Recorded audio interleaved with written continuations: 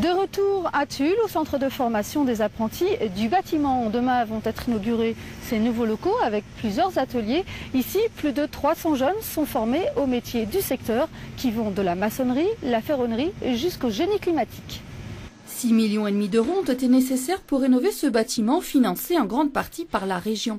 Un investissement qui a permis de repenser les ateliers et de les adapter aux évolutions du secteur du bâtiment. Car si la maçonnerie reste le métier de base, la construction nécessite des compétences variées. Ici, 17 formations sont dispensées.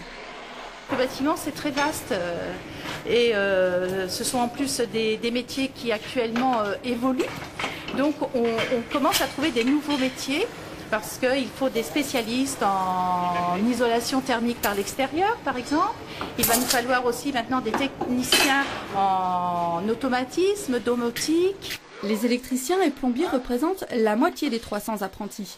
La demande des entreprises est forte avec le développement de nouvelles normes environnementales en matière de chauffage ou de dépenses énergétiques. Le CFA a dû s'équiper des dernières nouveautés. Ces équipements à la pointe ne se trouvent pas forcément dans toutes les entreprises. Donc ça permet justement de former nos jeunes sur ces matériels. Donc nos jeunes, en quelque sorte, sont en fait les vecteurs de ces nouvelles technologies au sein des entreprises dans lesquelles ils sont employés.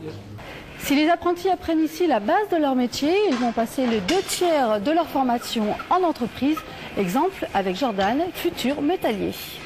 L'entreprise David, spécialisée dans la fermeture de bâtiments, accueille Jordan depuis 5 ans. L'apprenti s'est orienté dans cette voie après la 3e pour rejoindre rapidement le monde du travail.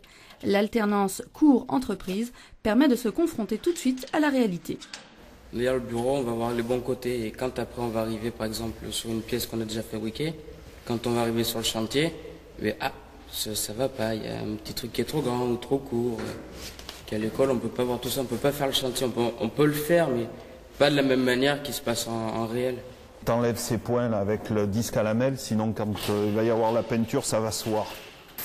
Depuis sa création en 1967, l'entreprise a accueilli des dizaines de jeunes en formation. Et même si le carnet de commandes est incertain, le patron tient à transmettre son savoir-faire. Je pense à ma retraite et si je veux pouvoir vendre mon entreprise, il faut que j'ai un successeur. Et si on forme personne dans le métier, on ne peut pas vendre une entreprise. Donc on n'a pas de successeur et c'est la mort du métier. Pour rester dans cette entreprise, Jordan poursuivra sans doute l'an prochain en bac professionnel. Le contexte économique ne joue pas en faveur de l'apprentissage, en baisse de 15% au niveau national.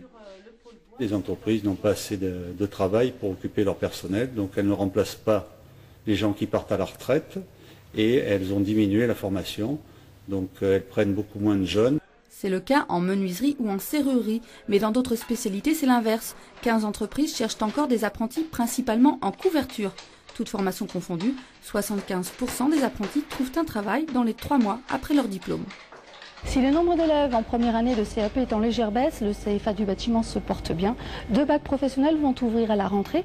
2 projets de BTS sont aussi en route. C'est la fin de cette édition. Merci de votre fidélité. Bonne soirée sur France 3.